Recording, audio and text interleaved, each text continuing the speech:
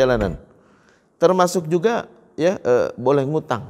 Itu hutang itu ya itu terkait dengan orang yang dalam perjalanan ya kalau dia berhutang sama orang yang mungkin dia nggak kenal sama sekali, dia nggak mungkin mereka ngasih utang karena nggak pernah kenal sama kita. Ya, tinggalkan sesuatu kata Allah. Farihanun maqbudah, ya. Jadi menggadai, iya, jaminan gadai. Hukum gadai itu diturunkan karena perjalanan itu. Jadi kenapa dibolehkan gadai? Karena seringkali kita melakukan perjalanan kehabisan uang, kan dulu orang nggak ada ATM, nggak ada kartu kredit gitu kan ya. Jadi kalau mau belanja uang yang ini terbatas gitu kan, terbatas yang bisa dibawa, sehingga nggak ada uang gitu kan ya. Kalau sampai ke satu tempat ya kita nggak kenal sama sekali mereka gitu kan, nggak mungkin kita bisa meyakinkan mereka kalau kita bisa bayar lagi gitu kan. Maka farihanun maqbudah kata Allah, ya berikan barang yang bisa digadaikan sebagai jaminan supaya mereka bisa memberikan hutang kepada engkau. Jadi ini subhanallah hukum dalam muamalat ya, dalam ibadah gitu kan, semua ada hukum terkait dengan orang yang melakukan perjalanan. Jadi Islam sangat memperhatikan sekali ya terkait dengan hukum orang dalam perjalanan. Kemudian dalam hal prosedur dalam perjalanannya sendiri, Islam bukan main perhatikan dari awal. Hendaklah dalam perjalanan kita niatkan yang baik. Niatkan yang baik.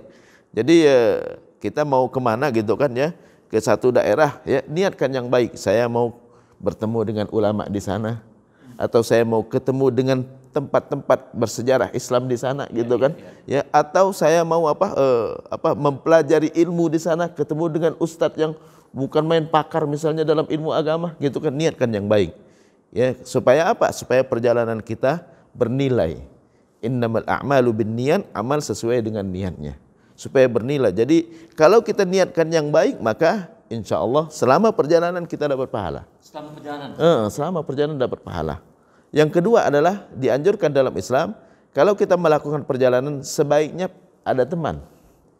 Sebaiknya ada teman ya. Makanya di dalam Al-Quran Allah di saat menceritakan Nabi Musa saat melakukan perjalanan kepengen ketemu dengan Nabi Khidir, dia ambil teman, dia cari teman ya, tolong temanin saya gitu kan. Kenapa? Karena di saat kita dalam perjalanan kita nggak tahu kondisi kita apakah fit terus atau tidak.